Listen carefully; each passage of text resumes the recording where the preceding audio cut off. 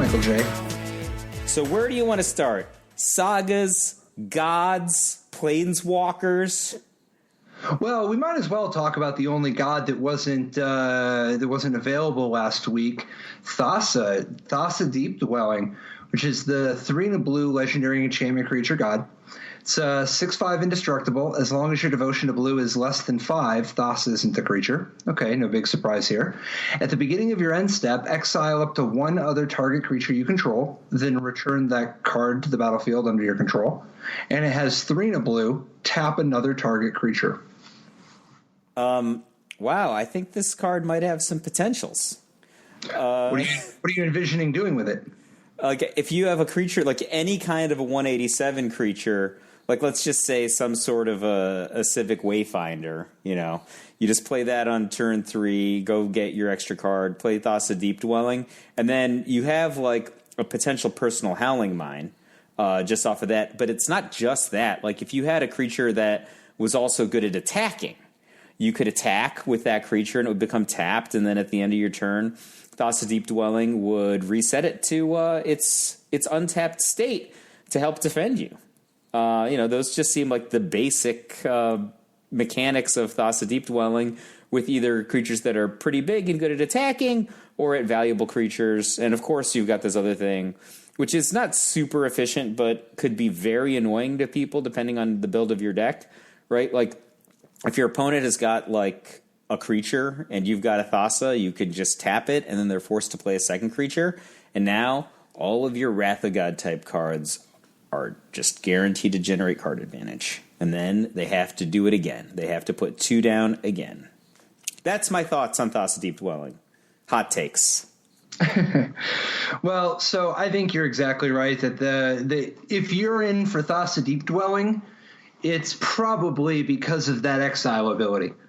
Like, don't get me wrong, a 6/5 indestructible for 4, that one, you could do a lot worse than that, but you do need to have all the devotion, and a lot of the time you won't.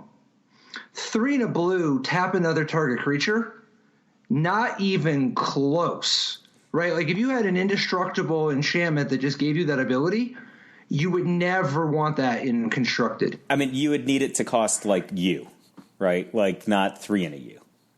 Right, like Flood costs you. It could only hit non-flyers, but it only costs 1 to cast, and it didn't sniff Constructed. So, yeah, I think Thassa Deep Dwelling, you got to be in for the Boink ability. Now, that said, this Boink ability is like the real deal, right? Like, you don't even have to recast it. It's not just like you're bouncing a thing every turn back to your hand and then replaying it. You get to do it without spending any mana. That's like huge, right? Yeah, so I think like some folks might get caught up with the idea of like, well, what if they just kill your creature? Then Thassa doesn't get the ability. But what if your deck has more than one kind of creature that can do this, right? Like if you just build your deck around having a lot of value creatures, then it doesn't even really matter which one you have ahead of Thassa, or later in the game you can upgrade to a different ability. Like, imagine you're just playing against a deck that has a bunch of artifacts, right? And you have some sort of an Uktabi orangutan. Like, Thassa Deep Dwelling plus an Uktabi orangutan, that's just a lock in some matchups, right? It's a very slow lock. But remember, Thassa isn't using any mana, just like you stated, to just keep redoing this Uktabi orangutan. So you can actually use the 3 and a U to annoy your opponent's offense at the same time. So they kind of solved it for us almost, at least providing a starting spot. Thassa's Oracle. Blue for a 1/3, and my God, is this like a Michael J. Flores card. But Thassa's Oracle is blue for a 1/3. When Thassa's Oracle enters the battlefield, look at the top X cards of your library, where X is your devotion to blue. Put up to one of them on top of your library and the rest on the bottom of your library in a random order. If X is greater than or equal to the number of cards in your library, you win the game. So if you just made this 1 and a U instead of UU, this card would just be the same as Omen Speaker. No, not entirely. No, not entirely, because this card also could just win the game. Well, no. You can't put 2 of them on the top. It's possible with Omen Speaker to keep them both. Oh, I see what you're saying. With Thassa's Oracle, you can never keep more than 1 card. Yeah. So it's almost the same as an Omen Speaker. but it scales with your devotion to blue, and it wins the game if you ever get deep decked. So this card is so good. Like, one of the things that I loved about Omen Speaker is just having the blue pip and a permanent in play to set up for Master of Waves. This card is twice as good at Master of Waves. It's equally good at the same mana point at defending you. And, I mean, I don't know. I think that there's probably... It even has good types. Yeah. I think this card is going to win the game, like, sometimes. Well, particularly if there ends up being some way to start milling yourself, right? Because there's already some cards that when they enter the battlefield, mill target player for 4. You can just start milling yourself and blinking your card every turn with Thassa. Oh, wow, that's pretty cool. You mean like that, what was like the flood card? I can't remember the name of it. It's 1 and a U, and then every time you cast a blue card, mill somebody? Yeah, you could do it that, but no. I mean, like even just like here. Let me give an example. So first of all, obviously, this is unrelated, but blinking Agent of Treachery every turn. Well, that is a good reason to play Agent of Treachery. I was arguing with folks who had Agent of Treachery in their blue-white decks for a while that maybe they should be using some other way to win. And, a lot of those blue-white decks did go away from Agent of Treachery, but now that you have the ability to blink something every turn, that does seem like the best thing you could be blinking. I agree with that. Cavalier of Gales. It's a lot of blue pips, too. Cavalier of Gales is a fine creature to blink. It is highly synergistic with the Oracle. I like both of those things. Not as good to blink as Agent of Treachery. Luckily, we can play them all. Thassa's Oracle means we're hitting our next land drop. Cavalier's hitting our next land drop, too. It's all the family. Obviously, if you've got enough spells for it, Augur of Bolas is a thing. And Cloudkin Seer could destroy a card. It's too bad it doesn't have more pips, but I think that we're probably not going to see a lot of Augur of Bolas, which makes me sad because I'm a huge fan of that card. I feel like this strategy is probably going to have a lot of creatures in it. Like too many for the Augur. Obviously, Fibble Flip the Lost. That's an extra card right there, right? At least one extra card. Definitely. And then, let's see. Where's the guy with the milling, though? The one they always play in Limited. I mean, you could just be generating pips with cards like Narset, too, right? I mean, I guess that's just as bad as Augur of Bolas, now that I say it out loud. But there are lots of non-creature permanents like Planeswalkers that you might want to be playing with. There's also blue enchantments. This is the set of enchantments that can get us there. Like Sagas have got some blue pips on them. Yeah, I guess, see, blinking Merfolk's Secret Keeper doesn't work because of how, Adventure's not the same thing.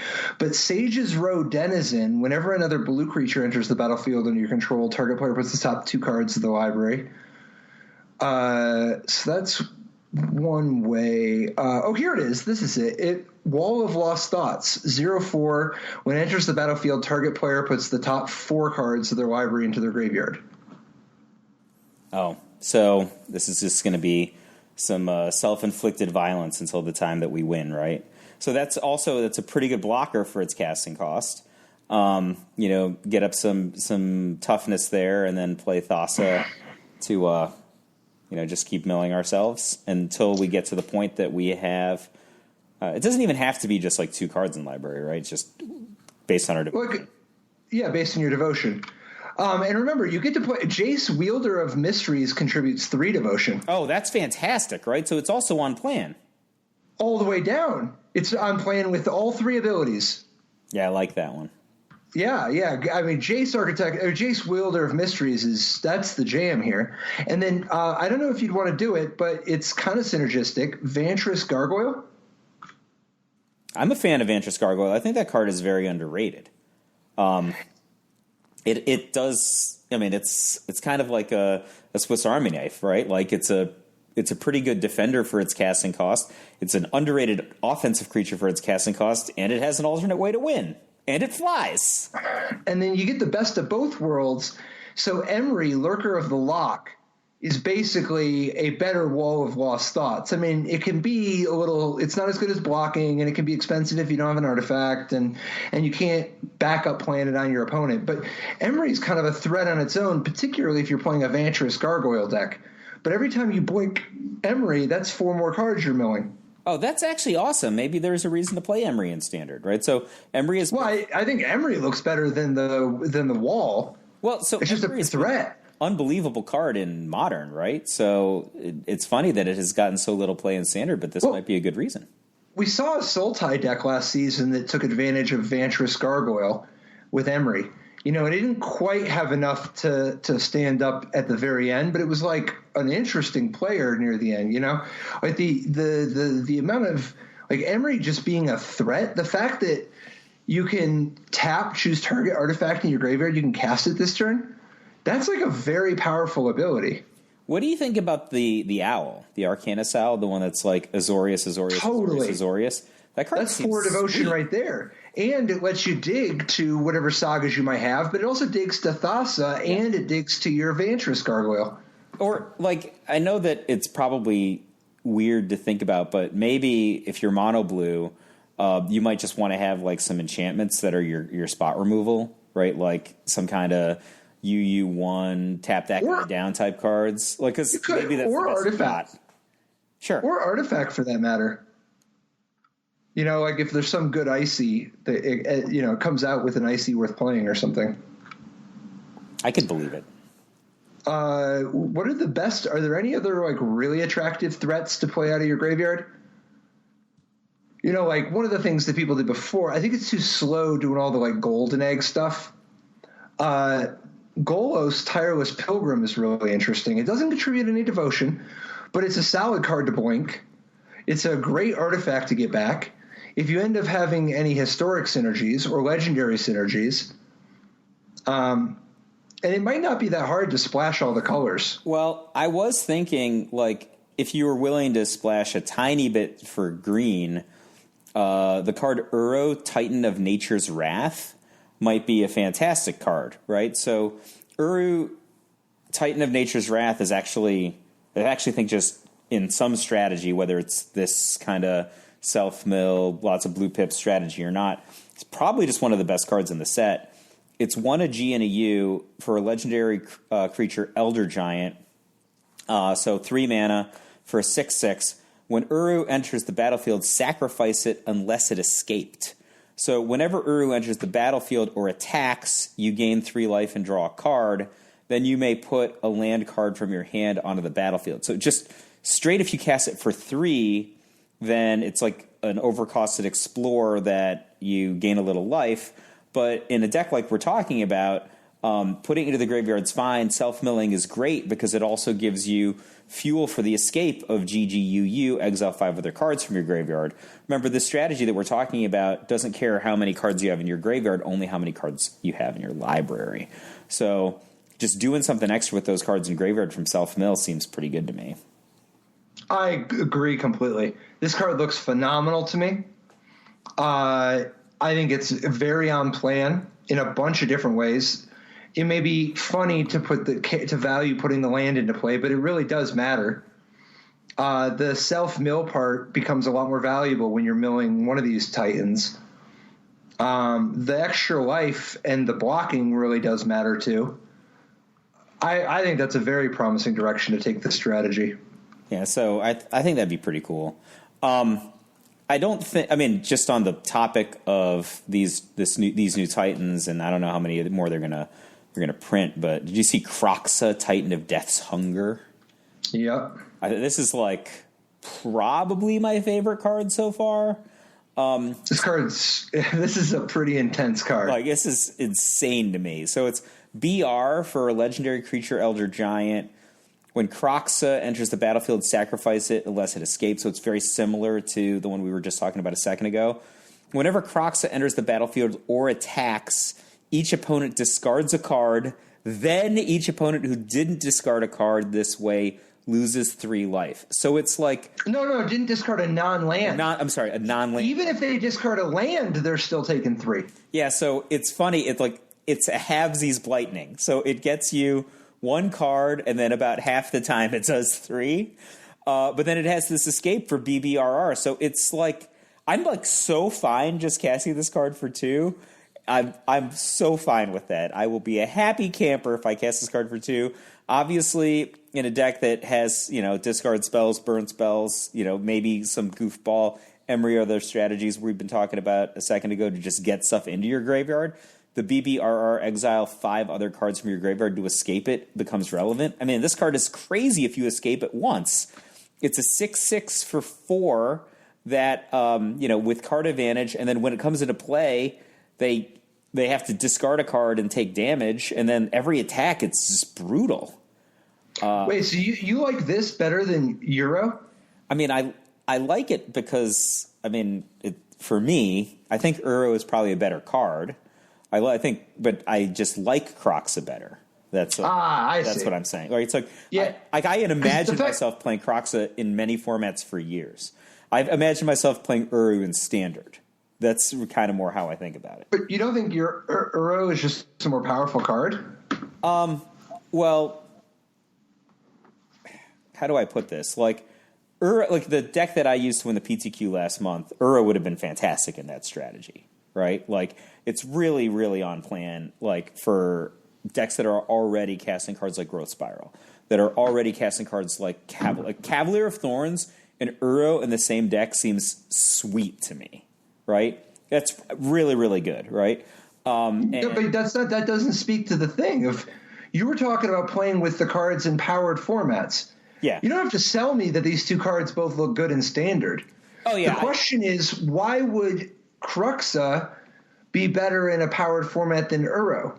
I think that Kroxa can be played in like Pioneer or Modern type burn decks as a card that's just kind of a weird incidental get it into the graveyard, and I have already a ton of other cards to go to the graveyard, like whatever kind of Wild Slashes, Shocks, Lightning Bolts, Fetch Lands, depending on the format that I'm in, that are just going to go to the graveyard. And then, like, those decks have always just used their 1 and 2 mana spells to beat up the opponent a little bit. But now, boom, when I have 4 mana, instead of being flooded, and I have all these cards in my graveyard. No. But I get that spending 4 mana to escape this is like pretty good, right? Yeah.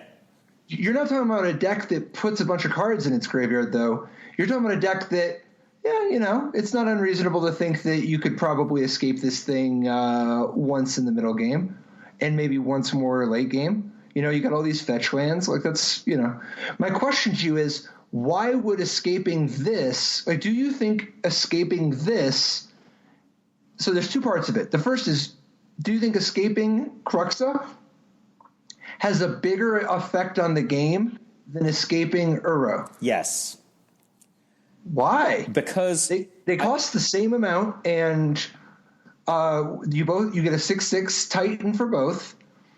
Which of these 2 abilities is a better enters the battlefield ability? And attack ability, right? So that's the other thing. And attack ability. So I think that Kroxa is in my imagination. I think Kroxa is better because I've been punching my opponent before I get to the point that I'm escaping with Kroxa. Maybe you have. I've just been building my resources, right? So if I've just been building my resources, my opponent might just wrath Uro, right? Like, but Kroxa, like my opponent, I imagine my opponent's got a bloody nose and they're like up against the ropes already. Yeah, you're telling me this whole story, but that has nothing to do with rate, man. I'm saying, like, okay, which of these 2? Let's just look at this spell. Let's say you could play with one of these 2 spells. One of them is 1 mana. Your opponent discards a card, and if they didn't discard a non-land card, they lose 3 life. So that's card number 1.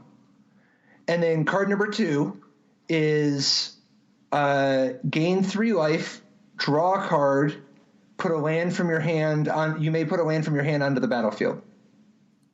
Well, for how much? For 3 or for 2? For 1. Oh, for 1? I mean, Uro's way better. No, and Kroxa 1. So how about if both of those abilities cost 2? I mean, clearly the blue-green one is better. Okay, so what if they both cost 3? I wouldn't pay 3 for the black-red one, and the blue-green one is still within range. So I think it's pretty obvious that the Uro is a more powerful effect. I'm not saying that it wouldn't tactically slide into the only deck you ever play. I'm just saying that it's not even close when you escape them which one is better. Uro is so much better. The question is whether, one, the fact that Crux on the front side costs 2 instead of 3, how good is that? And 2, they cost a bunch of black and red pips versus they cost a bunch of blue and green pips. It's possible you're like, hey, if I look at this black-red, I have this deck in Modern I already want to play that involves self-milling a lot. Like I'm playing a bunch of Tormenting Voice type stuff, and so it's just so much easier to enable. Yeah. I'm sympathetic to that, but I think in terms of raw power, it's not even close how much more powerful Uro is. Oh, I don't disagree with you at all. In fact, I'd say if you didn't attach the escape for BBRR to the bottom of Cruxa, I would not be willing to pay BR for the topside ability, right? Like, I'm not going to pay BR for discard a card of your choice and sometimes take 3, right? Like, I'm not going to do that. I would think about playing Growth Spiral gain 3 for 3, right? Like, you would definitely play that in some formats. I'm not sure I'd play it, but it seems to me like near the power level of Risen Reef, right? Like, it's not as good as Risen Reef, but Risen Reef has a lot of linear stuff that it rides on. But it's like, all right, Growth Spiral is clearly a little better than you want at 2. If you add a mana, but then also add 3, how much better or worse is it? I mean, it's clearly worse because you added a mana, but 3 life is not nothing, and Growth Spiral is a little too good. Yeah. So now, what if you didn't have the top side? With Cruxa, all you could play, it's just all it has is escape, BBRR, exile 5 cards. You get a 6/6 that when it enters the battlefield or attacks, your opponent discards a card. If they didn't discard a non-land card, they lose 3 life. Or you have escape UUGG for a 6/6, exile 5 other cards. And when it enters the battlefield or attacks, you gain 3 life and draw a card. So you gain and you put a land in your hand, enter the battlefield some of the time. I mean, in that case where neither one of them is the top side, they both have the escape. I think the blue-green one is better, just because I can imagine the situation's better, right? Right. So, it's just a way, way, way more powerful effect. It's so much better. It's not close. Like, you could just play 4 copies of this card in Standard in a deck with 4 copies of Arboreal Grazer and 4 copies of Cavalier of Thorns, and the card's already, the deck already half built itself, right? Like, these cards just all go together. And I guess I'm saying that if the bottom half of Uro is clearly better than the bottom half of Cruxa, and the top half of Uro is clearly better than the top half of Cruxa, I would hope it would not be much of a leap to think that, I don't think that the 2 modes are so disparate that somehow Cruxa's is more than the sum of the parts. I don't know. Maybe I'm a hater. Cruxa looks fine. I think Cruxa is a good card. I think they both look insane. I just think Uro seems like patently a mistake. Look, man. Seen it for 1 minute, and it's clearly a problem. This is a really, really problematic card, and we're not out of the woods. Whatever was going on that led to the blue-green experience of Throne of Eldraine, Uro is not a promising sign. Patrick, it's not like Gilded Goose and Arboreal Grazer are still in Standard. Dude, it has nothing to do with the Grazer. Stop trying to make it about that. Dude, the Grazer will set this up, man. You're going to have so many lands. That might be, but it's not going to be the Grazer's fault if this is good. No, the Grazer... The Grazer is like the, Timothy Mozgov who still gets to have the championship ring. That's who the Grazer is. He'd even play in the championship. It's a role player, sure. So, I don't know, man. Jumping all the way back to our Blue Devotion, though, I do think that there are some interesting cards to be talking about with Thassa that might not be obvious on the surface. Well, you mentioned about the possibility of enchantments to be able to solve some of your problems, which could be kind of nice for contributing to your devotion. I do think there's a couple artifacts that are worthy of a look, though, like specifically Meteor Golem. Meteor Golem is an underrated 7-cost 3/3. When it enters the battlefield, destroy target non-land permanent an opponent controls. So first of all, that is a card to blink with Thassa, right? Oh, that's awesome, right? Like, so Meteor Golem is not, it's not like it's popular, but it has some pedigree. The card has been played. I personally played it a ton last summer in the mono green Nissa deck. It was a really good card that you could sometimes get with Karn. And I think you're imagining getting it with Owl in this case. Does that sound about right? Yeah, because I think it could be Karn also, but it's tough to go that route. I think the Owl makes everything else. If it wasn't for the Owl, Agent of Treachery is just a more attractive top than Meteor Golem. But I don't know how far you take it. One, maybe you play a mix. Maybe you play 4 Agent of Treachery and a Meteor Golem. Maybe your deck has Karn and you have Meteor Golem as part of the package. Maybe you have Meteor Golem in your deck and you just are hitting the Owl hard. The point is that when you're playing the Owl, what if you were playing a Lotus of Nyx, a Nyx Lotus deck? So Nyx Lotus is 4 colorless for a legendary artifact that enters the battlefield tapped. You can tap it, choose a color, and get an amount of blue. Get an amount of mana of that color of your choice equal to your devotion to that color, which is blue. So you tap the Nyx Lotus and you get tons of blue. And if you go Nyx Lotus with Thassa, suddenly Agent of Treachery mana or Meteor Golem mana is no problem. So there's actually a good reason to play Meteor Golem instead of Agent of Treachery. If you're going to also say we're going to lean on the Owl, if you're also going to say let's do Nyx Lotus and potentially other artifacts, and that's if you play Ugin, right? So if I understand, Ugin is yet another permanent that does not have blue pips, but if it's discounting all these artifacts you might be playing, it's actually 5 mana instead of 7 mana is now a lot more reasonable than Agent of Treachery. And I mean, it probably doesn't matter too much, but it does have better stats, as a combat creature. Meteor Golem? Yeah. Yeah, I don't know that. Sure, but you don't have to blink Agent of Treachery very many times before you've won the game. No, that's true. But I mean, if you blink Meteor Golem 2 or 3 times, you're probably not going to lose either, right? Like you're in a pretty good spot. You're not winning as dramatically as taking all their stuff, and obviously your range of things that you can take is more humiliating with Agent of Treachery. But I'm just saying, Meteor Golem's going to put you in a good spot also if you're successfully blinking it repeatedly. You do got to be careful because the more artifacts you play, I mean, maybe you end up with some midnight clocks or something. But if you play too many artifacts, there's a real risk of the stuff that goes along with Ugin kind of goes the other way from Thassa, unless you don't care about the devotion.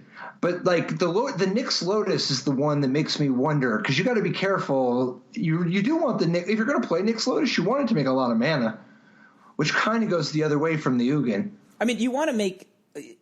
So it's a 4 mana artifact, right? So a reasonable amount from historical precedent that you need to get out of your 4 mana artifact that comes into play tapped to hit the minimum threshold of being playable in a Tinker deck is 2, right? If this is making 3 to 4 mana, and you don't have to be making 100 blue mana, but if it's a 3 to 4 mana, I think you're in good shape, right, from a rate perspective. Well, I just mean there's another option. So Altar of the Pantheon is a 3 colorless artifact. Your devotion to each color and each combination of colors is increased by 1. And you can tap, add 1 mana of any color. If you control a god, a demigod, or a legendary enchantment, you gain 1 life.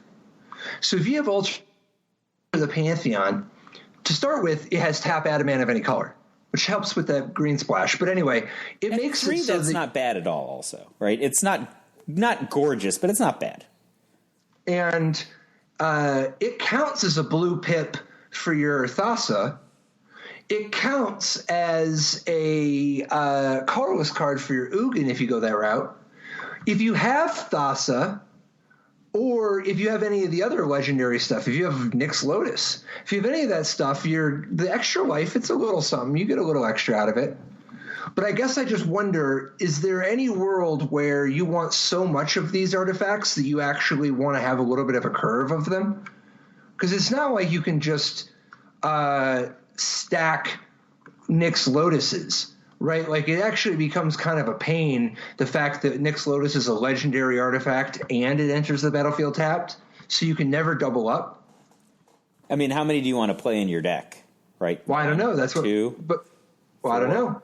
Depends on how much you want to get up to 7, right? So I don't know. Yeah, the difficult thing is, depending on how your opponent interacted with you, you don't ever be in a spot where the Nyx Lotus isn't tapping for anything, right? That is a non-zero possibility. Totally. So, yeah, in particular, if you ended up with some sort of a Golos deck too, Altar of the Pantheon helps tie the room together. Oh, I like that. Solid. And then also, Altar of the Pantheon just being in play means that Nyx Lotus can tap for mana of any color.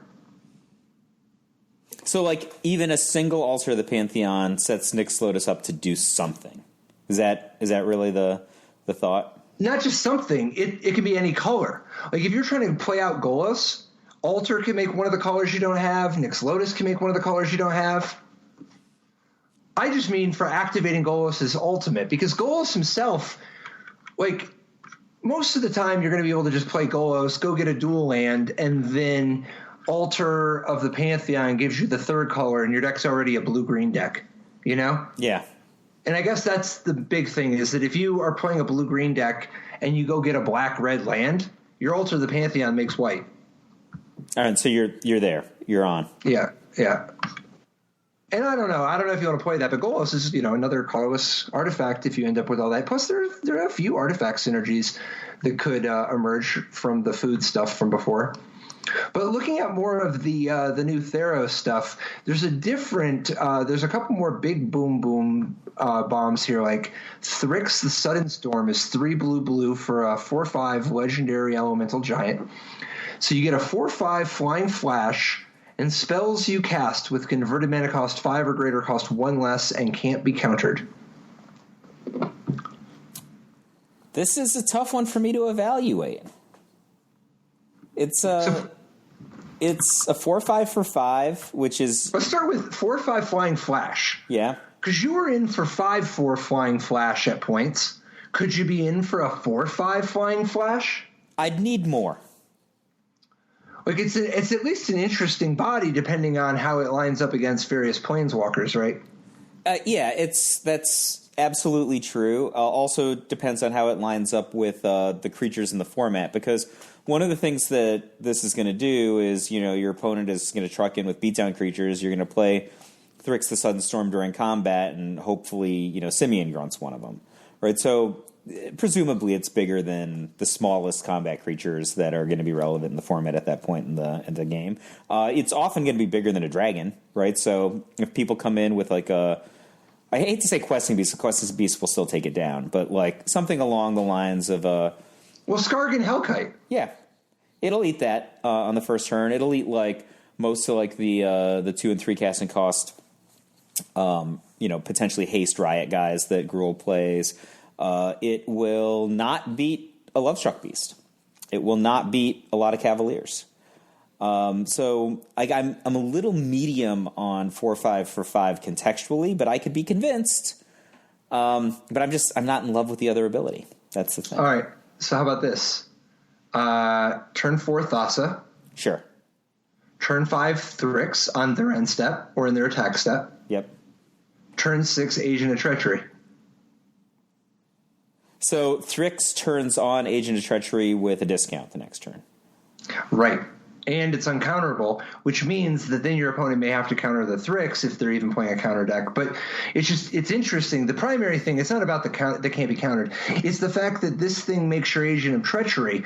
This is part of how you can do it. Thrix can contribute 2 blue pips at instant speed also, which is very important because it makes it so that not only do you have 1 blocker from Thrix, you have 1 blocker from Thassa, because as long as you played anything with 2 blue devotion earlier, like the Thassa's Oracle, now your opponent is suddenly dealing with not only a 4/5 flying flash, but a 6/5 indestructible.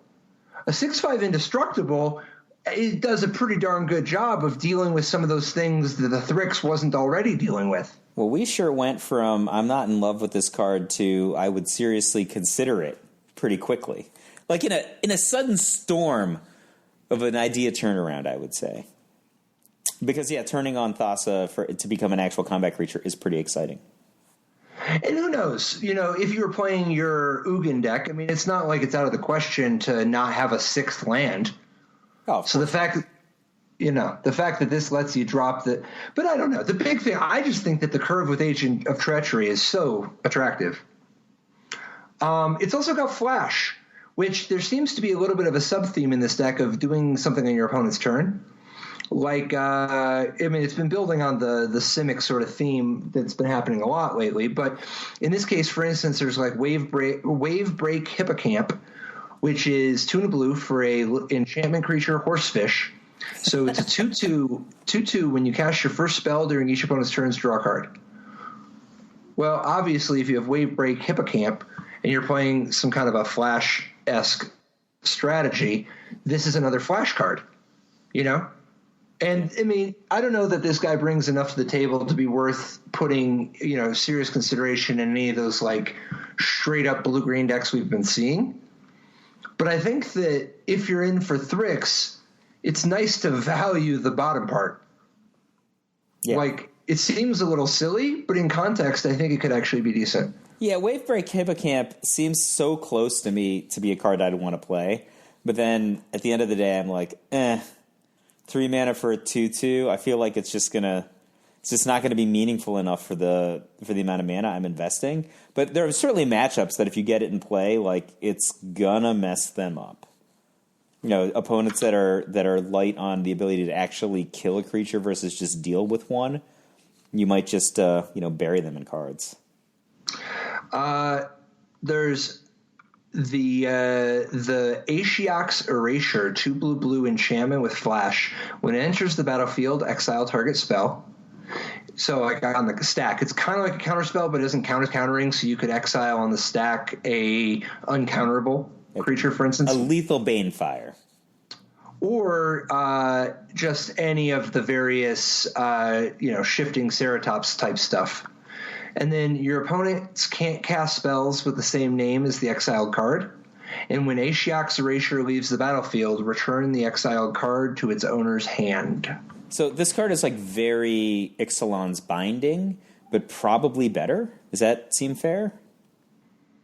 Well, in the spell, it's the fact that the spell doesn't go on the stack, it goes back to their hand.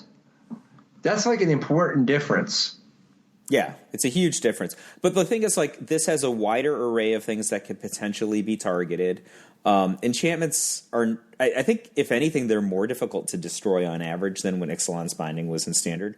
And if you destroyed the Binding, they actually, if it was a permanent, which is the only thing they could target with it, it just was back in play, right? So at a minimum, if you're going to Ashiok's Erasure, like, let's say somebody's casting Niv Miz at Perun, right, which is an uncounterable creature, which is one of the best cards that you would ever Ixalan's Binding, right? Because people didn't want to deal with Niv Miz at Perun with sorceries and instants because of its ability to draw extra cards. So dealing with it with an enchantment was sweet. Ashiok's Erasuring that card is really good because they, at a minimum, even if they get rid of it, they have to spend 6 again. So here are a couple twists. First, you can actually exile your own spells. If you Ashiok's Erasure, if you wanted, in some sort of weird counterspell battles or whatever, let's say you have some ways to bounce your enchantments, you could Ashiok's Erasure your own spell in response to their counterspell, and then when you bounce your Ashiok's Erasure, you get your spell back, and their counterspell has fizzled long ago. Next, it's like a bag of holding type thing where you're stocking a card away for later. Yeah, it's sort of like the Narcissist Reversal type experience, though. And then, or remand your own spell. And then Ashiok's Erasure contributes 2 blue, Devotion, Fast. I think that's worth noting, you know. And then even when you exile your own stuff, your opponent is still locked out of being able to play whatever the exiled card is. And then next, unlike a lot of the various Ixalan's Binding type cards lately, Ashiok's Erasure's abilities are separate. If you had a way to bounce or destroy your Ashiok's Erasure at instant speed, they would never get the spell back. Oh, so it's like what are those guys that people used to play in Extended? Some like a what's not a Cabal Interrogator? No, that's not the name. I know what you mean though, right? Like like a Faceless Butcher type creature. Yeah, when you have it on the stack, you can sacrifice or bounce the enchantment if you had some way to do so. But you can sacrifice or bounce the enchantment so that you can actually just avoid the part where they could ever get it back. I guess this is a little non-intuitive. Ashiok's Erasure, despite having flash and despite looking a lot like the Ixalan's Binding cast out kind of card, it's not good against permanents, right? It's only good against permanent spells. Right? Is that fair, right? Like if they have a permanent in play, you can never Ashiok's Erasure a token creature, right? Right. Yeah, so that's an important difference. Yeah, I think that I think it's a lot more like one of those 4-mana counterspells that exile the card instead of, it's one of those 4-mana counterspells that can hit stuff that can't be countered. Yeah. Yeah, I guess it's not exactly like that. It's just like the Theros block version of that, right? I guess so. It's just got the flavor of wanting to have pips in play. Well, it's got an effect in play too, where it's locking out the effect. Like it's locking out their ability to play more copies of that. Like Reflector Mage style. Yeah, I think we're ultimately in agreement. On the subject of cool blue permanents with 2 blue pips, what do you think of Nadir Kraken? So, not to be confused with the saga that makes a Kraken, the Nadir Kraken is 1 blue for a 2/3 that whenever you draw a card, you can pay 1 to put a +1/+1 counter on Nadir Kraken and make a 1/1 blue tentacle creature token. I don't know. I could imagine it being decent. Like, it's not exciting at all when it first comes into play, right? Well, if you play it when you have 3 mana, not at all, no. But let's say you play it on turn 3 and they don't kill it, and it survives to your next turn. As long as on, I love it. Keep going. Like on turn 4, you could just draw your card and pay a mana, and all of a sudden you've got another body, and the Kraken is now 3/4, and it scales over time. So, I think that if the card was just a 2/3, yeah, that played a 1/1 every turn, it would not be good enough. And if it was just a 2/3 where you have to pay a mana to put a +1/+1 counter on it once per turn, it would not be good enough. Yeah, that would be terrible. Right. I think that the 2 abilities together, if it was just every turn you may pay 1 to put a +1/+1 counter on this guy and get a 1/1, it would not be good enough. So I think if you're going to get your money's worth out of Nadir Kraken, you have to be in for the fact that it gives you a way. Because if you were to go to the other extreme, I think if this card just had a poly ability, pay 1 to put a +1/+1 counter on it and make a 1/1 tentacle, it would be unbelievable. Yeah. Like, it would be a legacy card. Yeah, it'd be crazy, right? Like, so there's a line, there's an amount of cards and flexibility and using this that becomes good. And so I think that if you're using it, you have to be drawing some extra cards, and you have to be in a spot where you value on the margins, getting some, you putting your mana to use. So here are the thoughts that I had about it. One, you could potentially play it in a deck that had cards like Thassa's Oracle or Thassa Deep Dwelling, because it does provide 2 blue pips, and it helps you to develop your battlefield somewhat, right? So, that's true of a lot of cards, though. But in context, like if you were playing against like a green creature deck that doesn't have like real point removal, just has like, green cards or brazen borrowers or something, like this card might be unbeatable for those decks, right? Like I bet they could erase it. Like, I mean, like if they don't have trample, right? Like not having trample means that the 1/1 tentacle creatures for defense are going to be relevant. And then at some point, the Nerdy Kraken is just tall and can beat their biggest guy in combat. Maybe. I don't know what kind of green decks you're picturing just sitting around doing nothing, but... Well, like imagine, I mean, I guess if you're imagining that you can mess them up with a Wrath or some sort of mass bounce thing first, and then you play this, there's just a lot of cards that you could play as a follow-up to a Wrath that would kind of be the nail in the coffin. But I think this one does a particularly good job of potentially defending against tall attackers and potentially defending against multiple attackers. This one looks kind of cool. I think the odds are against it being good enough, personally. All right. Now, you did mention a saga that makes a Kraken. So, Kiora bests the Sea God. This one is at least very exciting. So, Chapter 1.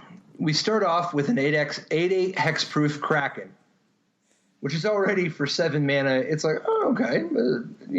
I don't think that's what I wanted, but I could imagine wanting that. I mean, hexproof makes that Kraken pretty interesting, I think. Chapter 2, tap all non-land permanents target opponent controls. They don't untap during their controller's next untap step. Sounds like this person is Tempo 8.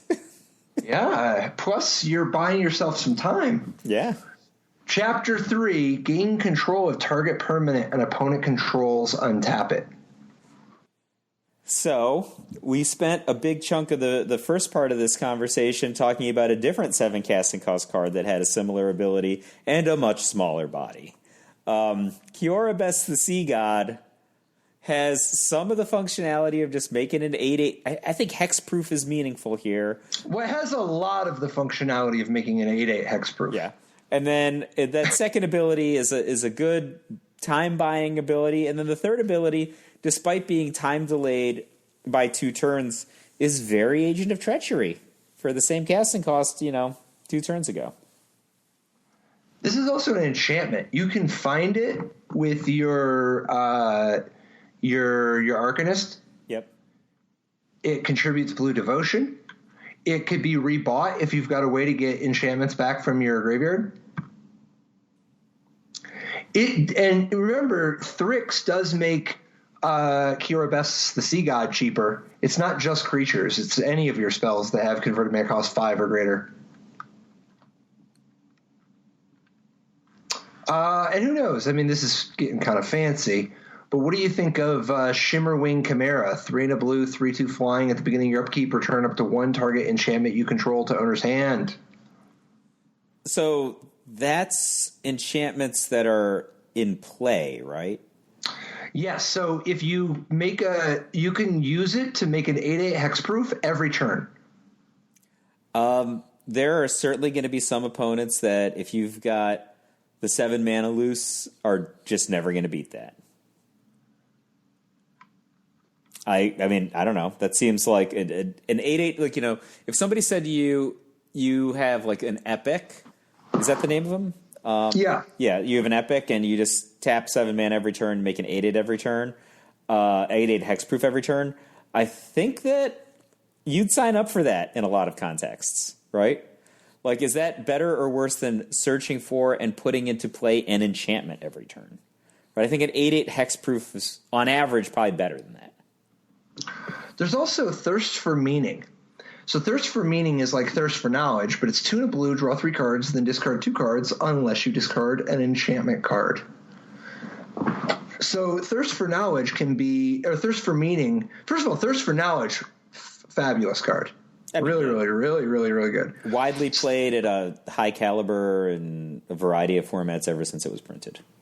So Thirst for Meaning, if you can just get enough enchantments in your deck, and obviously stuff like Thassa helps, right? Or any other enchantment creature, all that stuff helps. But the difference between Agent of Treachery and Kira Best the Sea God or whatever, you might be just like, man, I just need to get my enchantment count up kind of high. And that's to say nothing of the possibility of reanimating it somehow.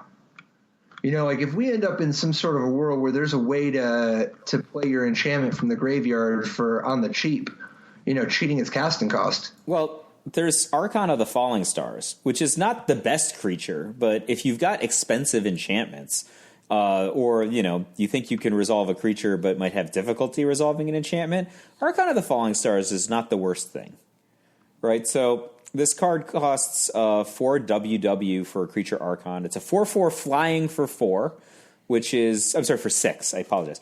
4/4 flying for 6, which is not good enough, but it has the ability, when Archon of Falling Stars dies, you may return target enchantment card from your graveyard to the battlefield. So I think that it has functionality insofar that you might block with it effectively, and if you ever want an enchantment that's more than 6, it's potentially a discount for you. Sure. So does that count as cheating? Maybe not cheating. Yeah, you got to do a lot of work. It's a very small amount of cheating. But so here are a few things that take advantage of it. First, it takes a ton of mana, but if you Dance of the Manse, suddenly so if you Dance of the Manse, you get to re-trigger your Arcanist, or you get to trigger the Arcanist out of your graveyard. You get to trigger your Meteor Golem if you're playing that. You get to trigger your Saga all the way. You get to start doing your Sagas again. You could have a pretty game-winning, you know. I mean, maybe if you just get up that much mana, you're just winning anyway because of all the 4/4s. But I don't know, man. I'm in now. I am just so in. That sounds fantastic to me. Okay, here's another Starfield Mystic, 1 and a white, 2/2. This is back in M20 or whatever it is, Magic Core Set 2020. So it's 1 and a white, 2/2. Enchantment spells cost you 1 less. And whenever an enchantment you control is put into a graveyard from the battlefield, put a +1/+1 counter on Starfield Mystic.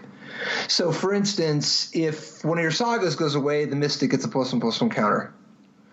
Or if obviously if your opponent disenchants anything, you know, fine, whatever. But the big thing here is the saving mana. If you go turn 2 Starfield Mystic, you can just play Thassa on 3.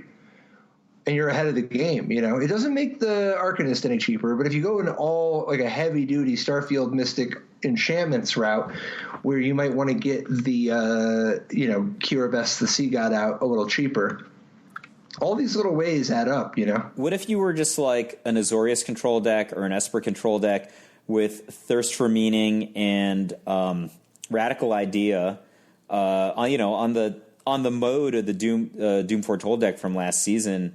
But just played some of these more expensive and powerful enchantments from Theros Beyond Death, right? Like, I could just totally imagine being like, you know, turn 2 some kind of egg, turn 3 discard this, draw 3 cards, you know, chip shot you a couple of times and get, you know, a small dance that gets expensive artifacts and enchantments in play. The Birth of Meletus is that's an interesting enchantment to get back with the Dance of the Manse, right? Oh, I mean, I would just play that card. That seems fantastic in this strategy also. Definitely. I just think that's a great one to get back. But remember, Dance of the Manse can get back enchantment creatures. So you could just get back like Daxos Blessed by the Sun. You know? Yeah. Or whatever kind of random. And it's not like there's a shortage of stuff. You can play any number of different Banishing Light and there's a million of those type of enchantments that exile something. So you could be playing some sort of blue-white control deck that actually is real focused on those kinds of cards, right? Yeah. I mean, I guess if you want to get back Kiora Best the Sea God, you need a lot of mana for Dance of the Mance, but yeah, I don't think you end up going that way because you already got enough 4/4s where you're just like you're doing it. Yeah, I guess it would still be sweet to play, just get back, Birth of Miletus's or something. It's probably better to get back a Birth of Miletus than, for example, a random egg. Although the Birth of Miletus will die, right? You can get back Heliod Suncrowned. Like if you're doing a lot of self-mill, you can be setting up some kind of combo. What about Eidolon of Obstruction? This is the 1 and a white enchantment creature spirit. So it's a 2/1 first strike. Loyalty abilities of planeswalkers your opponents control cost 1 more to activate. Oh, that's sweet. It's pretty good on the play against 3-cost planeswalkers. It's just so annoying. And if you're getting value out of it being an enchantment, Yeah, I think like the whole point of planeswalkers when people play them is that they have this source of Planeswalker doesn't always do something game breaking, right? It just does something that's could be great, could be pretty good, but just doesn't cost you any mana, right? Once it starts costing you any amount of mana, you're like, ugh, what am I even doing with my life? Dude, this is unrelated, but imagine just Underworld Breach with a bunch of your guy, your black-red Titan dude. If you normally Cruxa takes BBRR and exile 5 cards. If you just open it up, if you just hit them with the Underworld Breach, now each non-land card in your graveyard has escape, such as Cruxa. Yep. The escape cost is equal to the card's converted mana cost plus exile 3 other cards. So then you just pay black-red and exile 3 cards instead of paying black-black, red-red, exile 5 cards. Which obviously you're spending Underworld Breach, but hopefully you're not. This isn't the only card you're breaching. That seems pretty good. Like if you are able to do it for, because otherwise it's like exactly the same amount of mana, right? Like the breach costs 2, and then the front side on the Titan costs 2. So instead of it costing 4, you are getting a discount on the number of cards that need to be exiled for the escape, but you're counterbalancing that by casting the breach. But imagine imagine you're playing some sort of a black-red Michael Flores deck from Urza's Saga where you just value Yawgmoth's Will. Yeah. Here I'm talking just a little value on Yawgmoth's Will. You play Underworld Breach, and your plan is to make it a 3-for, and then like 1 or 2 of your cards, like you got like a Shock, Cruxa, and some kind of a 1-mana discard spell. Yeah. Right? So you just spent for 6 mana, it's like you got a 3-for-1, but instead of just being a 3-for-1, one of your cards is also Cruxa. And it's in play, which is now it's a 3-for-1 itself, That would have been so great for me because the problem with that deck was you always beat the opponent up with it, but they might just kill you with some really powerful thing because it was Urza's Saga. Right? Like now at least we'd have like a powerful 6/6 to kill them quickly. Because the worst thing in the world is when you get a huge advantage on your opponent and it just slips away against one big turn. Yeah, not good. I like that idea. Do you like Haktos the Unscarred? I'm just wondering what you think about this guy. So Haktos the Unscarred, we talked about briefly, but we didn't even dig into it. Just the red, white, 6/1 that attacks each combat Fable, and then when it enters the battlefield, it's got a weakness. It's either 2, 3, or 4, and it's chosen at random. And he has protection from each converted mana cost other than the chosen number. So it's protection from every different cost except whatever his Achilles heel is. Which it's not just that he's protection from 2 and 4 when 3 is the weakness. It's also protection from 1 and 5 and 0 and 7. Right. He has protection from every token that's ever been printed, right? Like, to start. So, yeah, I don't know. What do you think? This card looks sweet. Yeah. I think it's exciting, but at the same time, a lot of these cards, like even when I looked at like Kiora Best to See God, I'm like, well, what do you expect for 4? What do you expect for 7? We have an expectation there's going to be some awesome thing that you're getting back from this. I do think this is pretty awesome, and at the same time, I think this is also true of Kiora Best to See God. Simple solutions from other eras will take care of them. Like, this thing doesn't have protection from a Wrath. Neither does the 8/8 Hexproof. Yeah, nor Golgari Charm or Edict. Yeah, so it just... I think that, like, all these cards have really exciting proactive possibilities, and they also have really exciting predictable opponents that you might beat up really, really bad with them. But, I think that you put it correctly with the idea of an Achilles heel, right? Like, not only does he have a direct vulnerability to, a particular casting cost, but like, people just playing Edicts and Wraths, which they are wont to do in some formats. It's going to be bad for Hakto. It's going to be bad for 8/8 Hexproofs. What do you think of Pelucranos Unchained? The Hydra's back and now a zombie. 2 black, green, 0/0. Oh, go ahead. I think so. Yeah. So it's a 4 mana for a 0/0, but it comes into play with 6 counters. It also has a powerful escape ability of 4 BG and 6 other cards, but in which case it comes with 12. And then it has that ability where if you damage it, you just take away +1/+1 counters instead of normal activity that you would do with a creature. And it has 1 BG. Pelucranos fights another target creature. I think this card is fine. One of the things that is pretty cool about it is it's a 6/6 for 4. If nobody ever messes with it, then, or if you have a way that you want to put more +1/+1 counters on it, that's cool. It might have a home in +1/+1 counter decks in other formats. I don't think it's like wildly crazy powerful or anything. I think like it will certainly do well for some decks. They don't have to be specialists. It's just like a pretty big creature for its size that has a built-in creature elimination ability, and it will generally survive, fights that it gets in with people or creatures or whatever. And then the buyback ability at 12 that's pretty impressive sometimes. I bet 4 mana 6/6 combined with this upside is going to be good enough. Oh, I think it'll be played. Yeah. I think this fight ability is underrated. The fight ability is the part that to me makes the card actively good. Like, do you think this card will be an exciting addition to Hardened Scales decks and Pioneer? Right. So those decks are no. Not good enough for Pioneer? I don't know. Maybe it is, but on the surface, I think you got to be careful because I think that a lot of the value of this card is the fact that it has a 3-cost activation and a 6-cost activation. Like, it's already bad enough that a 4-cost card scales poorly in Pioneer compared to a 2-cost card, and the deck's very 2-cost oriented. But I think that a lot of the value of what I like about this card involves spending a bunch of mana, and when the marginal cost of mana is greater, the card becomes less exciting. Maybe it's still good enough, but I also just think the difference between the 6th or the 7th +1/+1 counter or whatever, it's like who cares?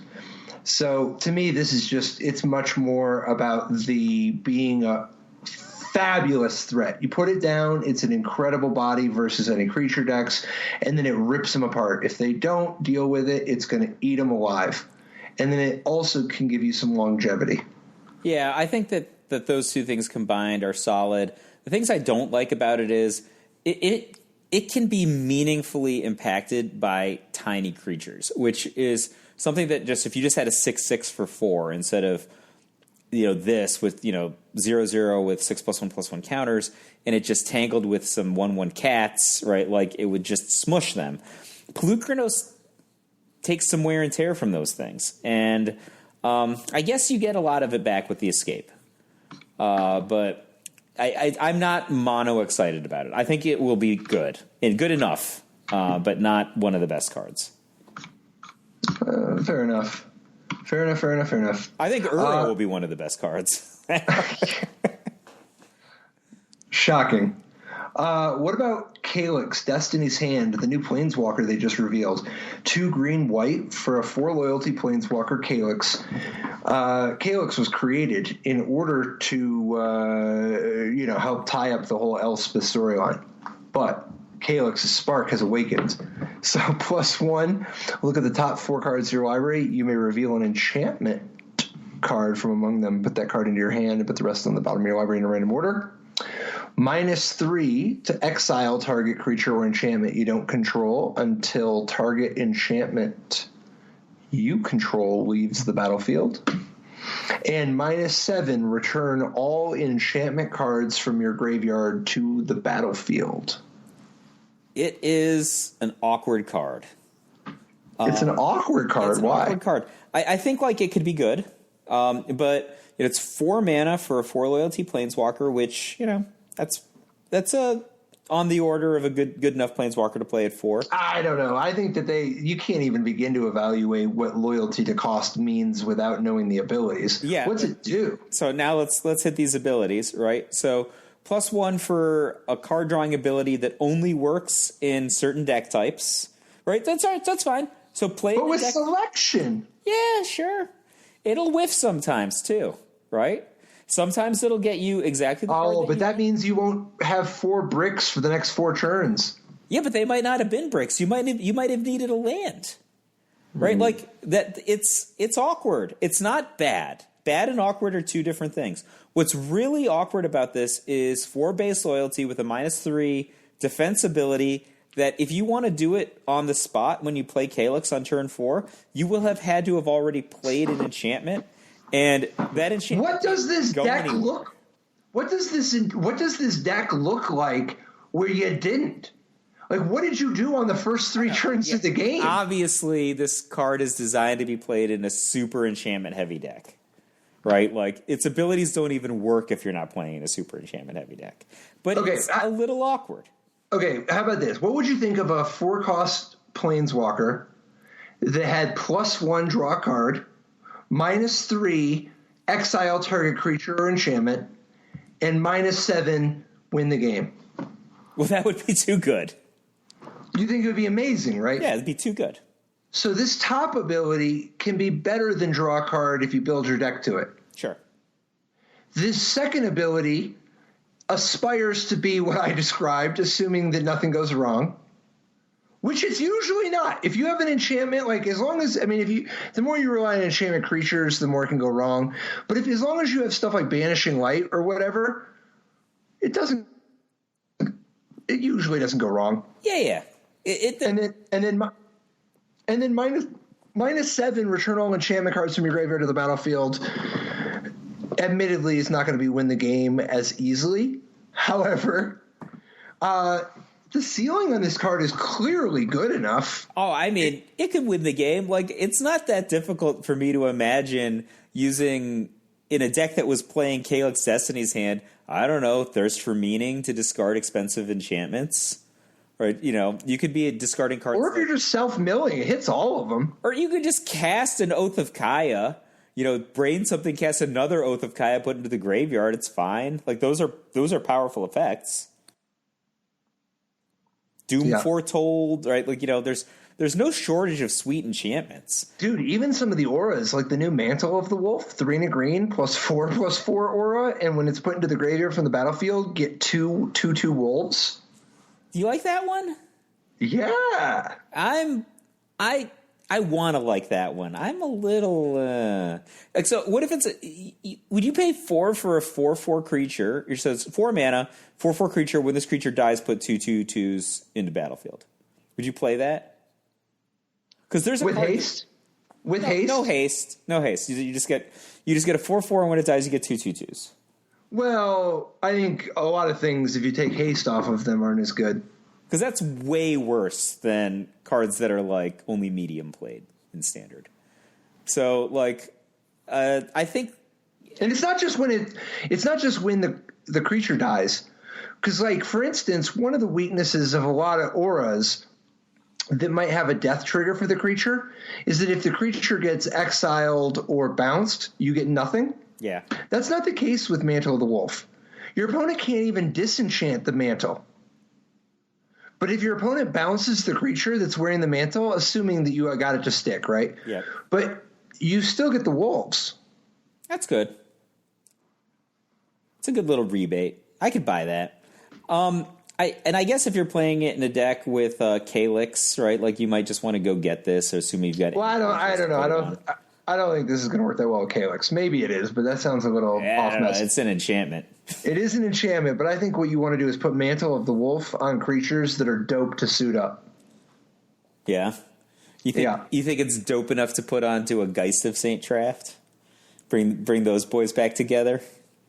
I don't know that I want to aim for powered formats with this card, but let's take it easy. Let's start with standard. Okay. But how about these X spells, man?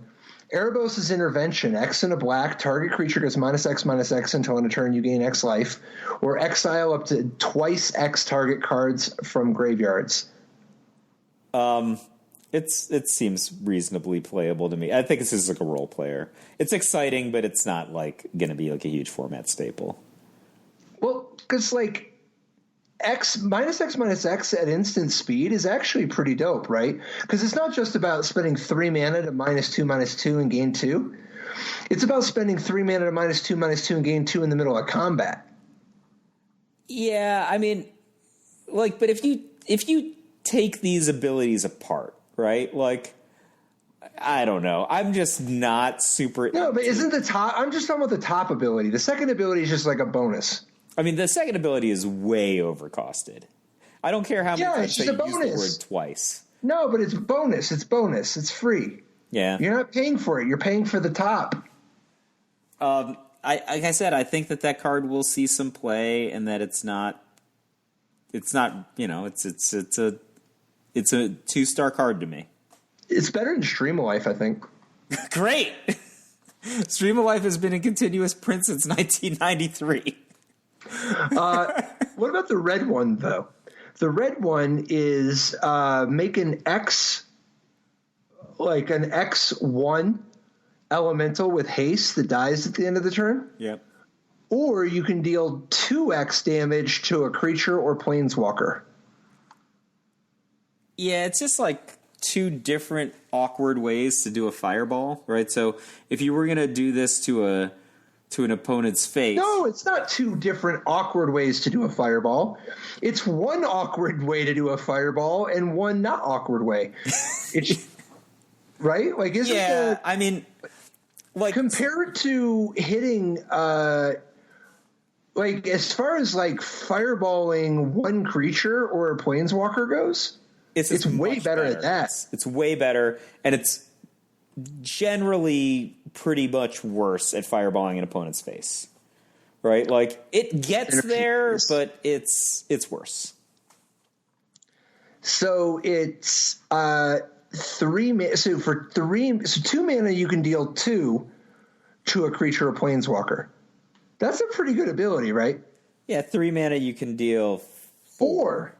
Which is that's pretty good. You're already on Char, right? And at 4 mana, you can deal 6, which that's a heck of an option for catching up.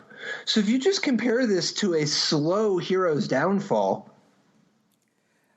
I think Erebos' Intervention is much better than Erebos' Intervention. And then you can dome them. How good would Hero's Downfall having a cycling ability of fireball them out? But you agree that like the doming them with the X1 ball lightning type thing is super awkward compared to just demon firing somebody's face, right?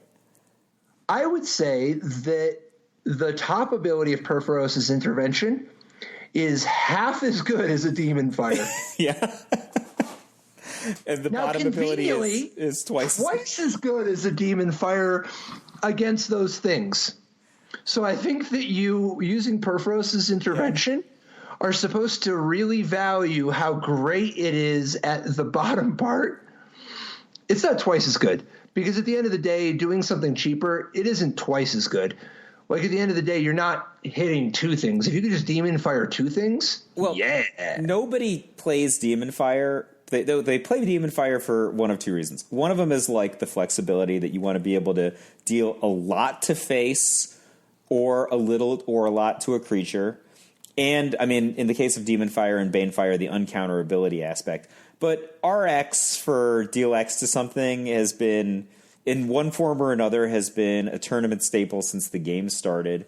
I actually think Purphose's Intervention is better on average than most of the versions that have seen play, over the course of time. But the fact that Banefire is the most recent one, right, which was a format staple, at least in the sideboards of many decks, up until a year ago.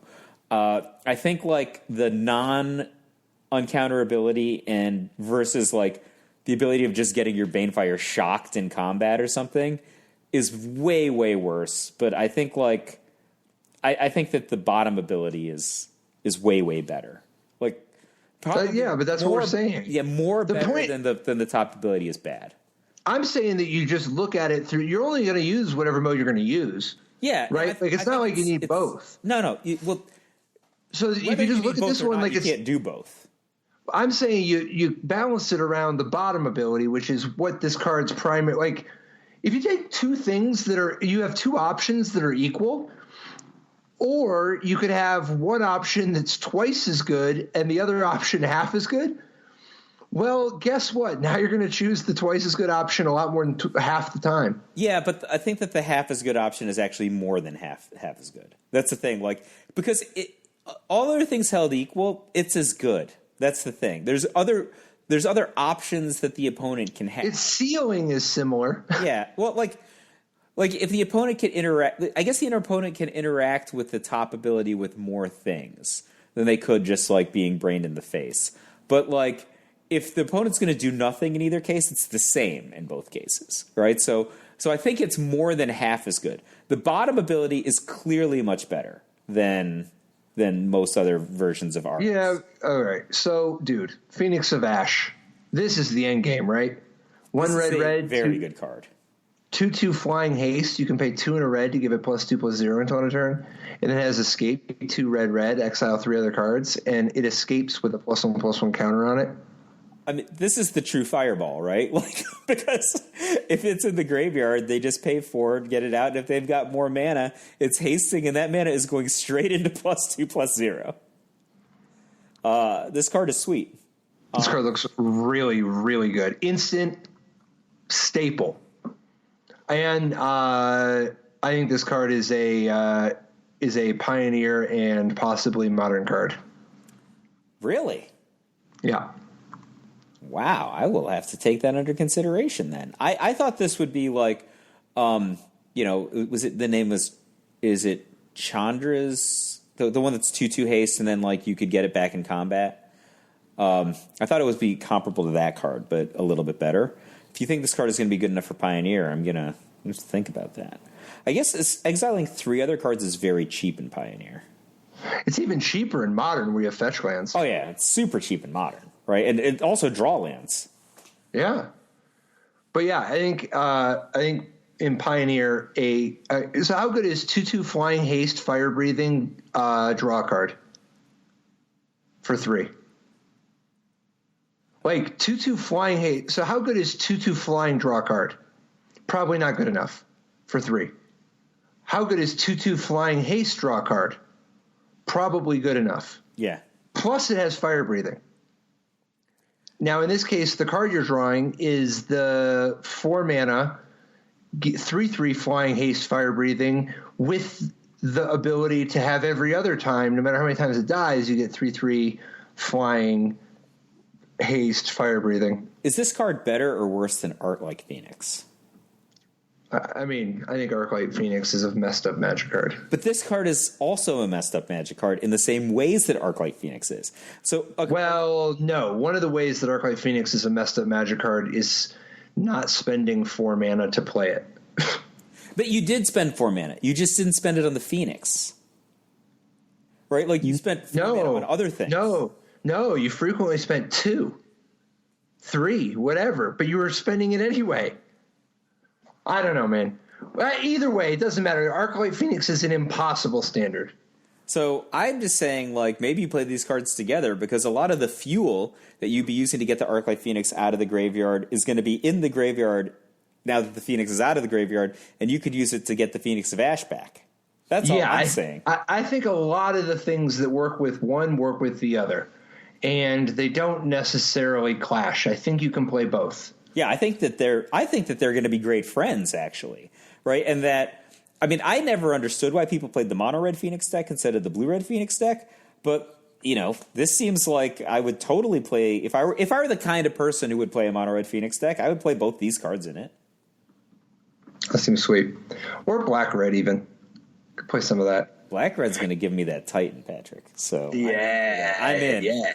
All right, you just built my deck for the Pro Tour. Well, dude, last one. Oh, there's actually two. I got to ask you about two. All right. First one. Storm's Wrath. 2 red, deal 4 to each creature and planeswalker. There are so many formats. This would have been so good. I think this is going to be like a decent role player. It's so close to being like very exciting. I think it's just fine. I think 4 for 4. It's just not powerful enough for some opponents. Where if this were the white option, it would just be unconditional. Doesn't matter if they've got Hydroid Crasises that are giant. Doesn't matter if they've got no, but it only costs 4. Dude, compare this to Languish. Yeah, but Languish. All right, I guess. I mean, minus is better than damage for purposes of killing creatures almost all the time, right? Sort of. You miss out on damage from your attackers. That's fair. If you've got fatties. Yeah. I mean, I think this card will be played. Don't get me wrong. It will be played. But Storm's Wrath is way better at killing planeswalkers than Languish. Oh, that's true. That's very true. And the damage is permanent on the planeswalkers. I think the key with the Storm's Wrath is you just got to make sure that you're not a deck that's overly reliant on planeswalkers. That's fair. So you like this one? Yeah, I think it's good. I don't think this is it. It's good I think it's better than that red-white sweeper for 4, and I think it's not so good that it's like I think Deafening Clarion is still a slightly better rate. Well, yeah. So I think we're probably just using different ways of describing the same phenomena, but it's an important card because 4 is not always the number that the rate always gets so easily. And I think the fact that Perforos's Expel does 4 damage pretty effectively and Storm's Wrath does 4 damage pretty effectively means that that's going to be one of the important ways that the rules of engagement are different for red decks in this new format. I agree with everything you just said. And that's not even counting the fact that they already have that red deal 4 if they want it, if they're like a real deal red deck. Yeah. All right. What's the other one? Finally, the Spider, Arasta of the Endless Web. 2 green, 3/5 reach. Whenever an opponent casts an instant or sorcery, you get a 1/2 green Spider with reach. Wow. So this is a really interesting card, right? This one immediately made me think of you. So, it's very targeted, right? Clearly this is a sideboard card, right? You don't play this in the main deck. There's a lot of decks that if you played it in the main deck, it would just never do anything. The real question is if you're playing it against one of the targeted decks, let's say, assuming a deck that has a lot of, instant speed draw spells like Opt, etc., or counter spells or burn spells or whatever, are the 1/2 green spider creatures with reach going to beat those guys up? And I think sometimes they will. I think this card's very interesting. I think I would be happy to try it. I'm not sure how busto this card is or not. I know you gotta like that. If your opponent just kills it, you get a 1/2. Yeah, sure. That's not too bad. I'm utterly happy to try this card. I just don't know. It's like this card is like a browbeat. It gives the opponent a lot of space to not get ruined by it. All right. Actually, there's a different card. I agree, but I forgot. Enigmatic Incarnation. I actually wanted to, one way or the other, wanted to get your take on this one anyway. This one's got the gears turning. 2 green, blue enchantment. At the beginning of your end step, you may sacrifice another enchantment. If you do, search your library for a creature with converted mana cost 1 plus the sacrifice enchantment's converted mana cost and put it onto the battlefield and shuffle your library. So it's a birthing pod you can't turn off, but you don't have to spend any mana. And it birthing pods your enchantments into bigger creatures. I think it's like any birthing pod. If it's going to work, it's going to have to be in a certain shell. It asks you to do something, where you have to pay the deck building cost, but then it saves you mana over time, right? That's the there's the bet. There's two different things going on here. The first is that the selection, I think, is even more important than saving the mana. You are netting a mana per turn, not even counting enters the battlefield abilities. But remember, each of your enchantments that has an enter the battlefield ability, you could be getting value from. You already got paid. Right, and then second, your creatures that enter the battlefield, you see, you could end up in a spot where if you've got an enchantment creature, you could have a chain of enchantment creatures so that you just sacrifice an enchantment creature to go get another enchantment creature, sacrifice an enchantment creature to go get another enchantment creature, and then you can just chain as high as you want up to something that wins the game. So that it's an implied, you have a creature every turn, but your rebel chain is going to naturally progress so that if unmolested over the next 3 turns, you're going to end up with an 8-cost card that wins the game. The other thing is that if nothing else, you can use Enigmatic Incarnation on itself. So it costs 4. You can just sacrifice another Enigmatic Incarnation. Like, you have the backup of if you have too much of this stuff going and you don't have any fuel, you could play another Enigmatic Incarnation and turn it into a 5-drop creature so that you're actually ahead of the game. Yeah. Those all seem like good things to do with it. This card doesn't do it for you, man? You're not picturing the chain yet? I just have to... So, it's obviously... it's one of those cards that if you have all of the things put together and you've got a plan around it, you can do something impressive with it. Right? So, I don't know what all the things are that I would want to do with it yet. So, you make good points. Anything that's getting you... that's saving you mana over time, provided that you are playing the things that you want to be playing. There's some interesting potential upside to any card like that. And then secondly, the selection does matter. Now, separately, if you're going to be like all enchantment creatures, you're creating some fault points that aren't built into the card, right? You are building those fault points in, right? Do you see what I'm saying? Right, like all of a sudden, ability to interact with enchantments becomes broadened. And yes, don't you just want to play like Treacherous Blessing on turn 3, draw 3 cards, then on your next turn, play the Enigmatic Incarnation, and then go to town. You take 1, but then you sack the Treacherous Blessing, and you get any 4-drop in your entire deck. And you got rid of the Treacherous Blessing. And you still have the Incarnation in play.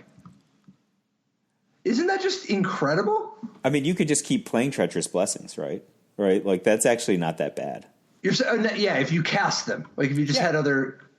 Yeah, it makes your Treacherous Blessing drawback turn into a 4/4 creature with upside. You just keep turning Treacherous Blessings into 4-drops, which is not... That's actually pretty good. Totally, and if you wanted, I mean, of course you could have like Erebos in your deck, right? Or something, right? Some other, or Nylea or whatever, right? Because it's both a powerful 4-cost card you might want. That could have synergy, right? Like, it could be the case that you're Erebosing, and whenever another creature you control dies, you may pay 2 life, and if you do, draw a card, which could be really good if you were sacking enchantment creatures, blah, blah, blah. But it could also just be that you want to be able to bridge where you sacrifice your god in order to go get a 5-cost creature or whatever, just as part of your toolbox. Yeah. I will put this one down as optimistic. All right, I'll build this half of the. You figure out a way for us to win with all these with Phoenix of Ash, and I'll take care of the Enigmatic Incarnation. All right, fair enough. Hopefully, there will be Inferno Titan in yours. That's what you did last time. There was a Birthing Pod deck, and I can tell you. I think that was was it like the TCG Player Tournament in Chicago in 2011, and you weren't qualified, but you ground in. I actually thought that was the finest I'd ever seen anybody play. What? So good. What are you talking about? Wasn't qualified? You weren't qualified for like some like. But you remember how like everyone used to have their own mini pro tour like 10 years ago? TCG Player had their own mini pro tour. It's like about the same time that the Star City tour started, and you just like showed up for one that I was qualified for. You were playing your blue, red, green birthing pod deck that topped up on Inferno Titan. You just ranched this whole qualifying tournament. It was great. Wow. You were very, very good. The angles you felt like you just played all these cards that were good cards that people didn't know were in your deck. Like you just like find a forecasting cost haste creature and then like battle cry your guys into the red zone, deal exactly enough damage so that your value played 2 turns later would kill them with like an Inferno Titan or something. It was very, I don't know, man. Very musical. I don't know. You flatter me, but I sounds like a dope tournament, and I look forward to seeing what you do with the flame weight with the Phoenix of Ash, even if it involves Inferno Titan or not. Because I do love Inferno Titan, man. Hopefully, dude, maybe there's a way to use these escape cards with the incarnation. All right, see you next week. Bye-bye.